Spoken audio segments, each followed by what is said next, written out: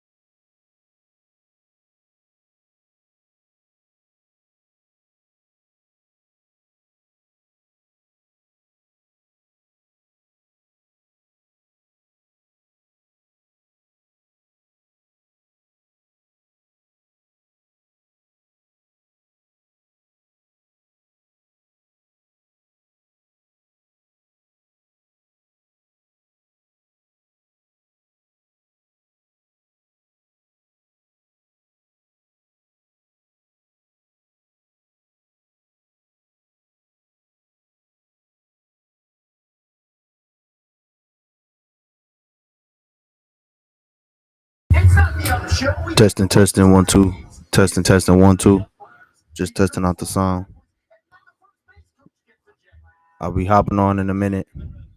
I'm gonna let some people file in so we can get started with a little bit of a crowd today. Okay, appreciate y'all.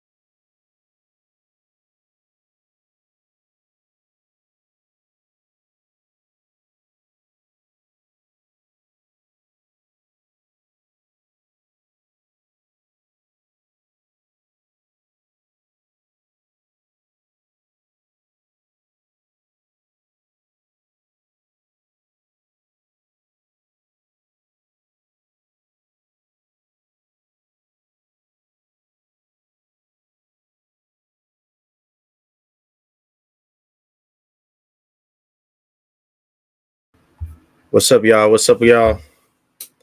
Tapping in. What's going on? What up, though? Hey, thank you for watching this video today. Uh, it is Sunday. Um, we got a lot of news going on. We got a lot of things happening. Um, so strap in. We're gonna be here. We might do some NBA Finals Game 7 reactions, but we'll just play that by ear. I might go live on TikTok just for that. But thank you. Welcome to the Lefty Brew stream. That is the name of the channel. That is the name of the stream, Lefty Brew, brought to you by yours truly. My name is Bailee Lamar, and I appreciate everyone for being here today. Watching this, if you can, please give me a like. Please give me a comment on this one. Criticize it, constructive, negative, whatever. Please leave some comments below, some positive comments on it. Please share if you can. Like, comment, share, subscribe to the channel if you like my content and you want to keep up to date on what I'm doing. I'm looking forward to being on this journey, and I appreciate it.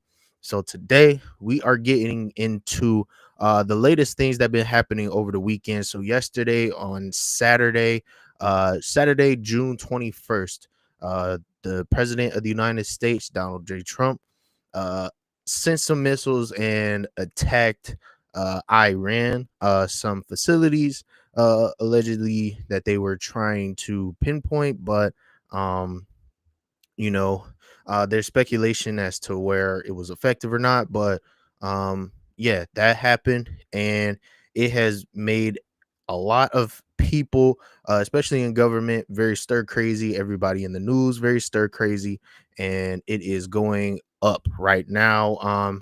They did this on a Saturday, on a weekend, to where it can some dust can kind of settle on today, like Sunday, and then Monday when the markets open, it won't be too bad of a reaction as if it were to happen on a Tuesday, Wednesday, or Thursday, and then the markets close and are impacted by the a big shock. So they did this on a Saturday so that it wouldn't be too bad, but nonetheless, I think that it will have some ripple effect. So we'll talk a little bit about that. And a lot has been going on in the NBA. The Desmond Bain trade sparked a lot of things that are probably going to happen after Game 7 tonight, June 22nd.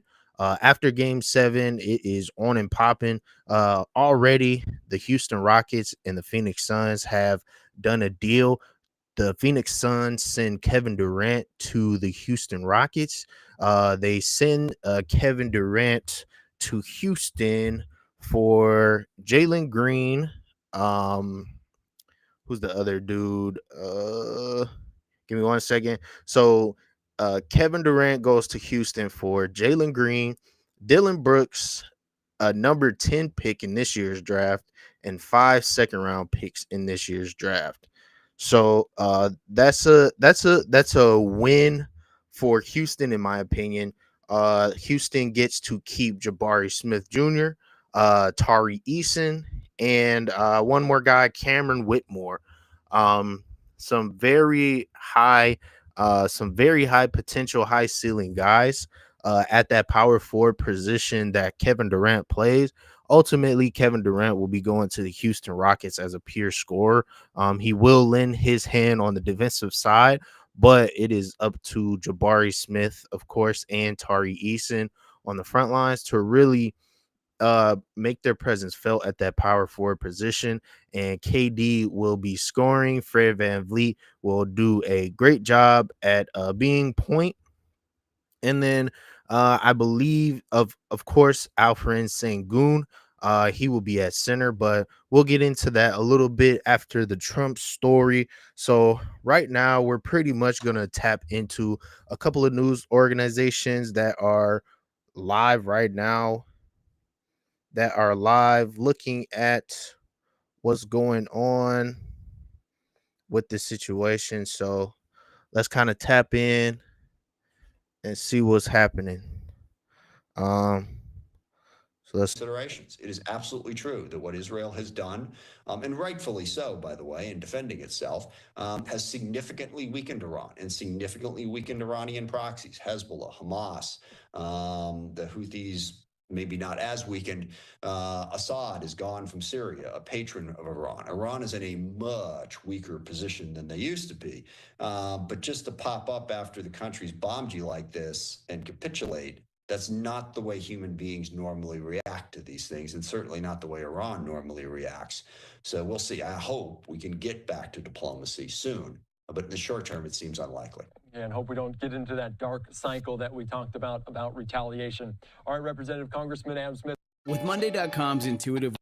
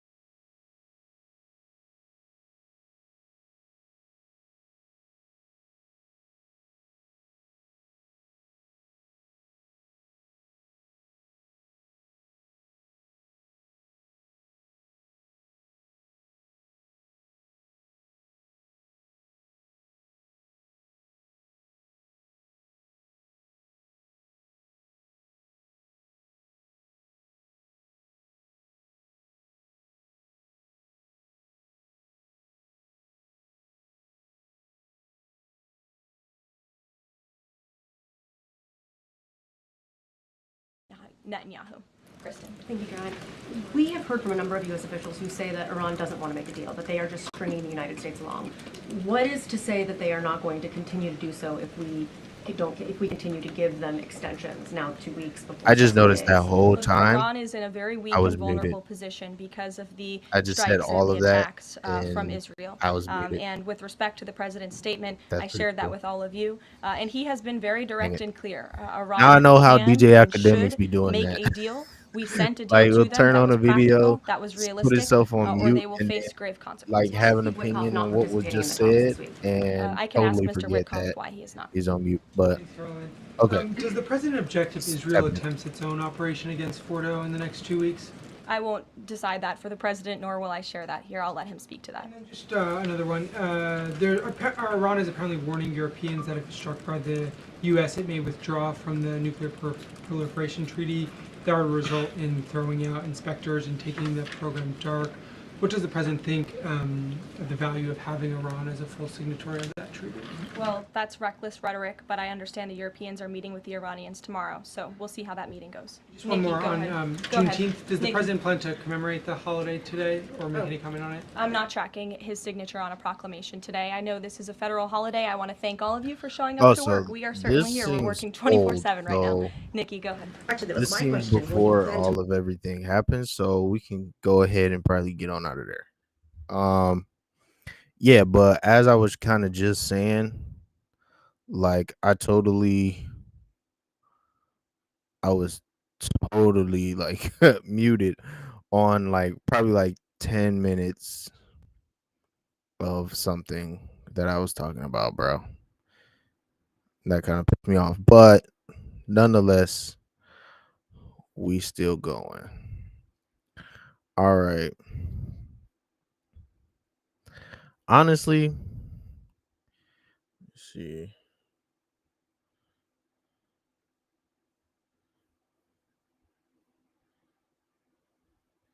See what's going on. the speed and efficiency of the fiber freelancer? Ads. I can't help ads at this point, honestly. All right, let's see. And those 30,000-pound bunker buster bombs to destroy Iran's nuclear enrichment program at Natanz, at Fordo, Isfahan, and there are capabilities of doing more. And they acknowledge, the Israelis, correct me if I'm wrong, that the Israeli military did not have that kind of direct capability. If they were going to go and try to destroy those kinds of capabilities that the Iranians had in nuclear enrichment, they would have to do a ground invasion, which would cost a lot of potentially Israeli military lives. Was that the assessment you were getting all this time as well? Yeah, I think they tried to be kind of opaque about their capabilities. You know, you would when you would ask Israeli officials this, they would say, "Well, look, you know, we've thought through these operations. We're not dependent on the U.S. There's things we can do." They never really went into details. You know, there was an operation that they conducted against a facility in Syria in the not too distant past, using commandos. A very different kind of operation, but there was some suggestion that they did have some capabilities, but certainly they did not have these kind of munitions, which the U.S. is the only power that has them, and also the only planes that could actually. Anytime I've looked at video footage of what's going on and listened to people talk about this subject, it's like, why did the U.S. have to? Like, nobody is explaining why we had to really like make the moves that we made. So, you know, it's kind of confusing some at certain points. Carry bombs that are 30,000 pounds, and also multiple ones that we now understand have been used. So certainly there's a lot of relief, I think, by people here that the United States, that President Trump made this decision. Remains to be seen what the follow-on actions are going to be by Iran. But this regime, and I think here it's widely acknowledged, this regime in Iran is weakened in a way that none of us, Wolf, you've been reporting on this region for a long, long time, none of us have seen for a very, very long time. The proxy forces that they do have access to are greatly weakened. And again, remains to be seen how much power they can project and where they choose to strike if that's what they choose to do. Yeah, and President Trump, as we all heard, minced no words at all. He called it a spectacular military success for the U.S. in this struggle against Iran's nuclear program. Anderson, we'll stay in very close touch with you. Thanks again for your excellent reporting. We appreciate it very, very much. I want to go right now to CNN's security correspondent, Kylie Atwood, who's in Washington for us. Kylie, update our viewers what you're hearing. Well, listen, one significant thing that we have learned tonight is that the United States made sure that Iran knew after these strikes through back-channel communications that this was a contained strike against Iran's nuclear facilities, and there were no further strikes that were planned. That's significant because what it demonstrates is that the administration really does not want Iran to retaliate here. They want them to come back to the table diplomatically. We heard from President Trump in his remarks saying that for Iran this is going to be peace or tragedy, but he also went on to say that there are many targets left. So holding on to the possibility that there could be further U.S. strikes against Iran if they don't come back to the table to continue those. Why though? Because they won't sign a deal, there could be further strikes. Why? What is in that deal that would make the U.S. want to, the people in power like Trump to want to send more missile strikes? Like, again, guys, I'm not really into politics like that, so I really don't know necessarily for real. So if anybody watching this could educate and put it down in the comments below, so that maybe we can all get better. But to not sign an agreement or come to terms and to strike because of that, I don't know, it just doesn't make any sense. It sounds like there's something that is there that is not being let known to the public. It's being kept under wraps severely. So those diplomatic discussions that had halted because they had not had any success and led to what we are now seeing, this military conflict between the U.S. and Iran, and between Iran and Israel. One thing I do want to note, Wolf, is that as we are speaking, there is a drawdown of U.S. diplomatic personnel at the U.S. diplomatic missions in Iraq, in Baghdad and in Erbil. This is something that actually started to happen 10 days ago, even before Israel started carrying out its strikes in Iran, because U.S. officials were seeing that that was a possibility. They wanted to start to draw down non-essential personnel from those missions. Now there is an even further drawdown of those personnel. It's not a complete drawdown, I'm told by sources familiar with this process. We have to watch and see what happens here, not just at the U.S. diplomatic missions, of course, in Iraq, which shares a border with Iran, but also in the U.S. diplomatic missions, the U.S. embassies in the entire region. And there's also many Americans who are in the region and obviously concerned tonight that this could turn into a wider conflict. We don't know if that will be the case, but we'll have to watch and see if the United States makes any moves to provide any evacuations for Americans who are in the region. We know that that effort is underway. Why would you strike and then think about evacuation efforts? But that is, well, let me take that back, because if you try to initiate some type of evacuation efforts as non-evacuation efforts, then I think somebody has the tip off of what could possibly come. But I mean, that's putting people in a lot of considerable danger. But as you, like, when you watch movies and stuff like that, like, small collateral damage doesn't, like, is factored into decisions like this. So, which I don't necessarily agree with, but it is what it is when making big decisions like this. So let's see what else goes on in when it comes to Americans who are side bombs.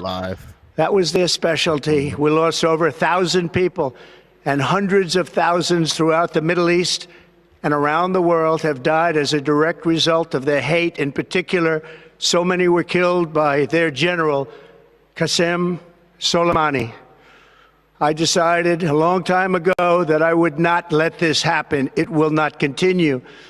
I want to thank and congratulate Prime Minister Bibi Netanyahu. We worked as a team like perhaps no team has ever worked before. With all of that being said, this cannot continue. There will be either peace or there will be tragedy for Iran far greater than we have witnessed over the last 8 days. Remember, there are many targets left. Tonight's was the most difficult of them all, by far, and perhaps the most lethal. All right, and the ad monster gets us again. But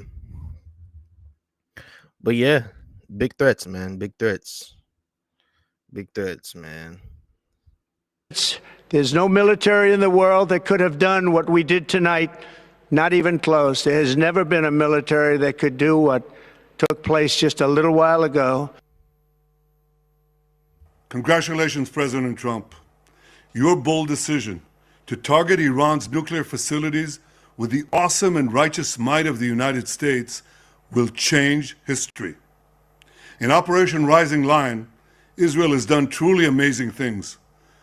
But in tonight's action against Iran's nuclear facilities, America has been truly unsurpassed. It has done what no other country on earth could do. History will record that President Trump acted to deny the world's most dangerous regime the world's most dangerous weapons. His leadership today has created a pivot of history that can help lead the Middle East and beyond to a future of prosperity and peace. President Trump and I often say, peace through strength. First comes strength, then comes peace. And tonight, President Trump and the United States acted with a lot of strength. President Trump, I thank you. The people of Israel thank you. The forces of civilization thank you. God bless America. God bless Israel. And may God bless our unshakable alliance, our unbreakable faith.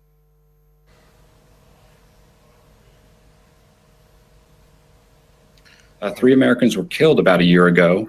We had to fight back. We had to strike back, and they declared a cease. Yeah, that's that with that, guys. Let's see. Actually, let's see if we can.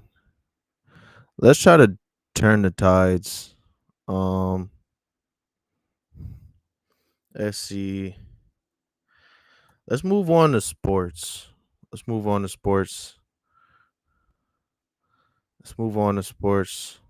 The first blockbuster trade of the NBA offseason is in the books, as Kevin Durant is going from the Phoenix Suns to the Houston Rockets in exchange for Jalen Green, Dillon Brooks, the 10th pick in this year's NBA draft, and 5 second-round picks. For the Houston Rockets, the goal here was very simple. Upgrade an offense that was not good enough to get the second-seeded Rockets out of the first round of the playoffs by adding still one of the best scorers in the league in Durant, who, despite being in his age 37 season, put up prolific offensive numbers, will immediately step in as the best scorer on this Rockets team and gives Houston a chance to potentially upgrade itself in its chase to try to catch up to the Oklahoma City Thunder and the Denver Nuggets and the Minnesota Timberwolves and the other teams atop the Western Conference standings. Now, on the other side of this trade for the Phoenix Suns, this is the first step in what they hope is going to be a multi-step retooling of the roster this offseason. Clearly, the Suns did not get where they hoped to go over the past couple of years after trading all of their draft picks and Mikal Bridges and Cam Johnson to the Brooklyn Nets for Durant in February of 2023. This team did not even make the play-in tournament this year with Durant. They decided they needed to go in another direction to try to refresh the roster around Devin Booker. Now with Jalen Green, with Dillon Brooks, with this first-round pick in this year's draft, a lottery pick in what is a deep draft this year, the Suns are going to be very active this week, trying to improve the roster, trying to give themselves a chance to get back in the playoff mix. But obviously the headline here is Kevin Durant, after weeks of speculation, finding a new home with the Houston Rockets. That's crazy, bro. That's a crazy trade, man. Yeah, man. Let's see what some of the old guys got to say about it. It's Verizon Summer. Of course, smart ads. Let's see what a couple of guys have to say about this, and then I'll give my take on it. Pacers have been phenomenal in this NBA Finals, and we had some big-time news around the association today as well. Remember, this guy won an MVP with the Oklahoma City Thunder, two-time Finals MVP as well. Kevin Durant traded to the Houston Rockets for Jalen Green, Dillon Brooks, the 10th pick in this week's draft, and 5 second-round picks. But here's the thing, KD was on a panel when he heard the news live. Let's check it out.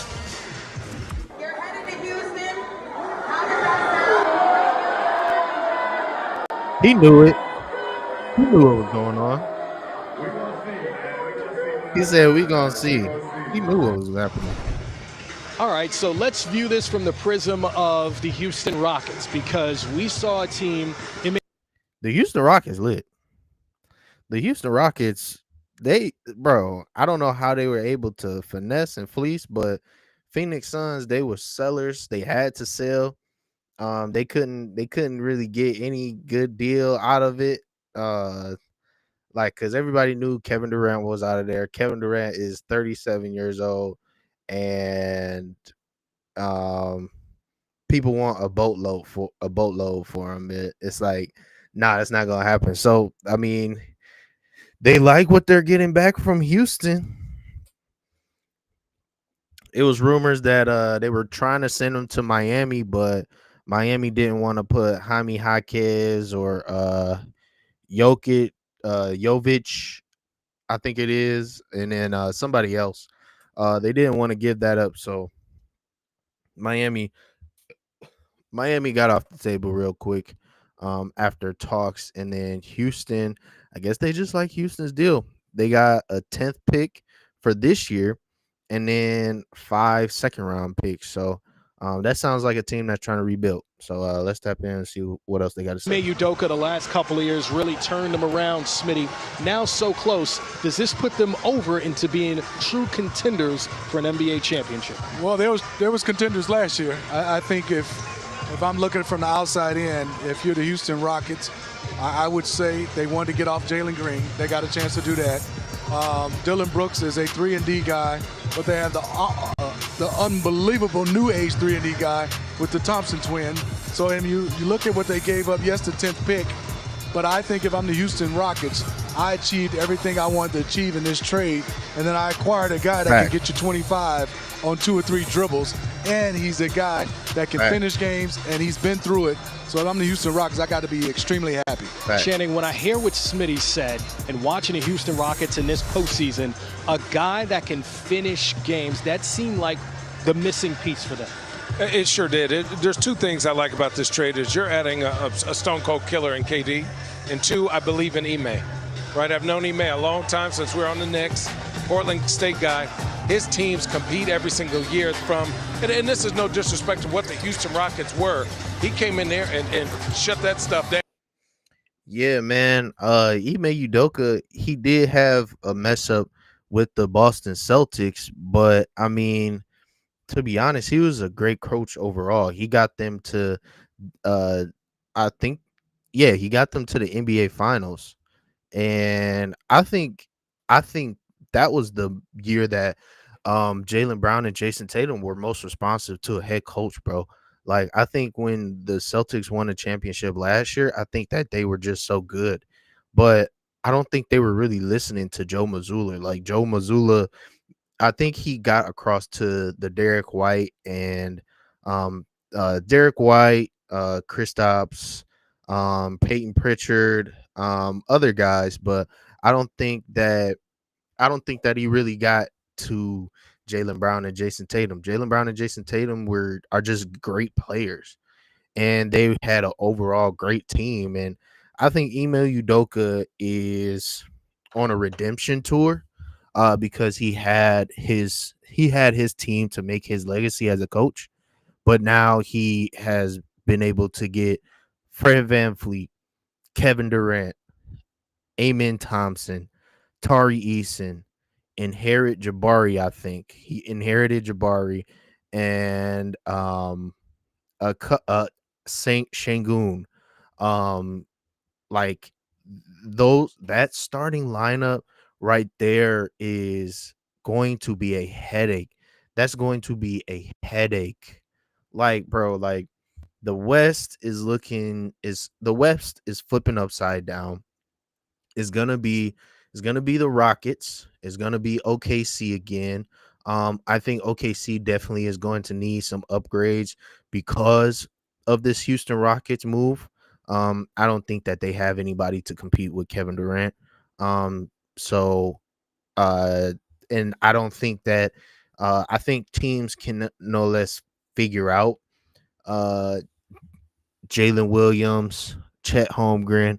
I think people can come up with in the Houston Rockets, they just signed Steven Adams to a longer deal. So they have him to come off the bench and be an enforcer and just muddy it up. Like, bro, Houston is going to be hard. Houston is going to be a hard team to beat, yo. Like, real talk. Like, it's gonna be difficult. So yeah, let's see what else he's got to say. Let me turn this. But Sanguini's not that tall. KD is not that big. So, but remember, you still got to go through Joker. You still got to go through Minnesota. You still got to go through San Antonio and some of these other teams. Dallas is big. For me, these are great steps moving forward. But KD has to understand that this is not his team. This is him to help them go to that next level. I actually love the move for Houston. I mean, when you look at Ime, and you look at KD, these are two of my favorite people. So, Channing, as you talked about with Ime, I was the one who told him, hey, look, I'm from Detroit. Basketball in the NBA may not be your thing, but you need to go into coaching, right? Because I thought he would be a great coach. He and KD getting together in in Houston, let me tell you what that does, okay? Houston now becomes one of the bigger teams in the West. KD can go back to his natural position, which is small forward, where he dominates at. Yeah. And then they signed Steven Adams. So you got your big people lined up. Now they'll go out and they'll find maybe another guard or so to come off the bench, another vet. I really like what they got, but now they got championship experience over there.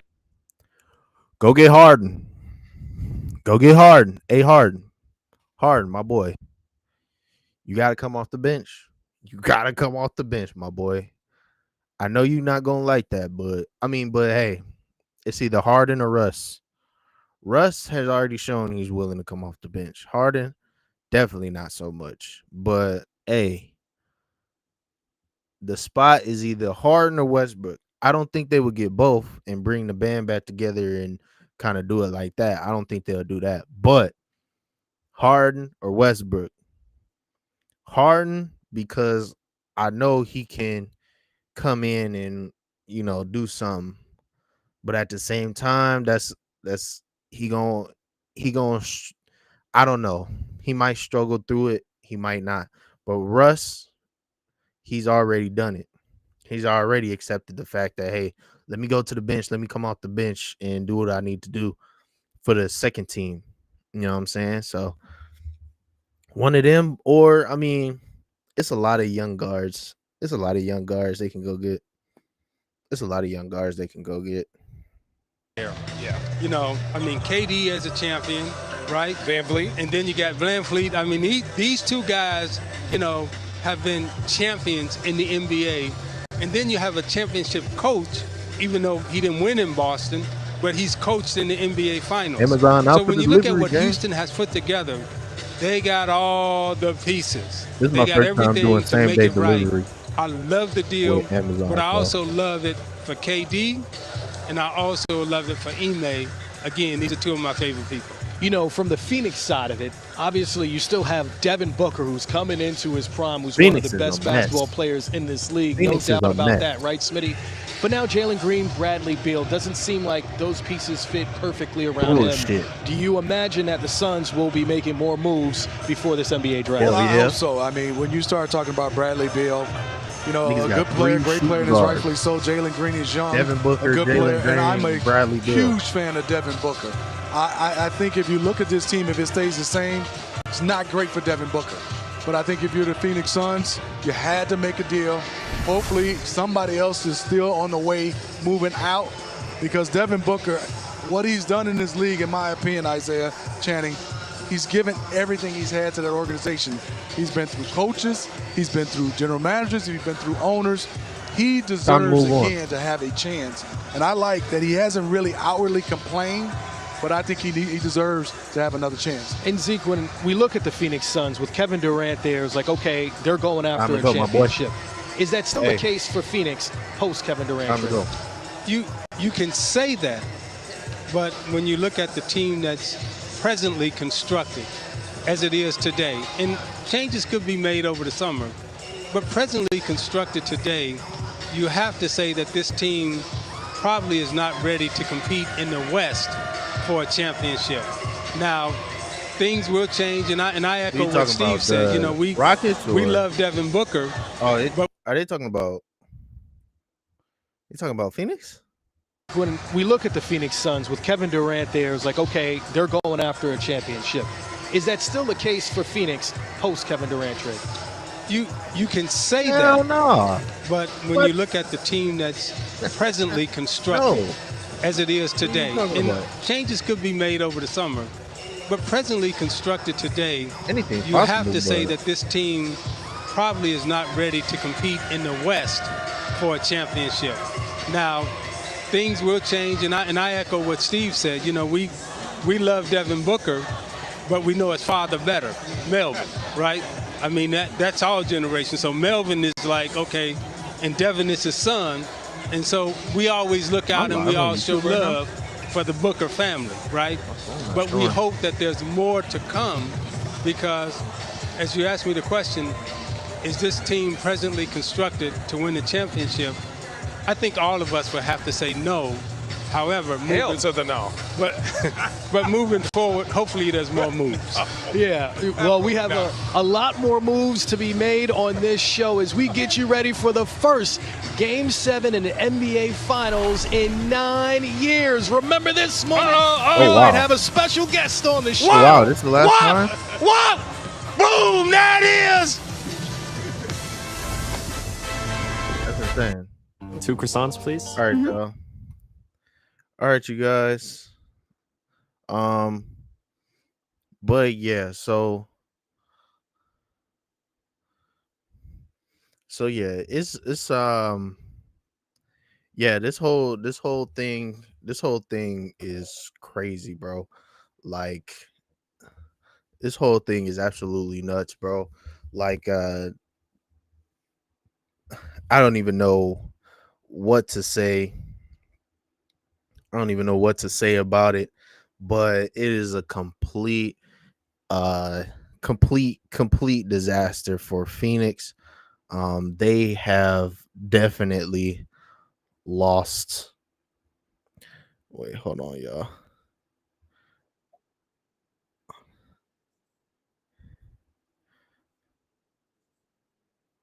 My bad, y'all.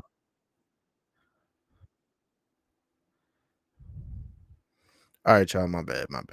I gotta check the flow. But yeah, nah, for real. Yeah, man, it's crazy out here, dog. Let me see.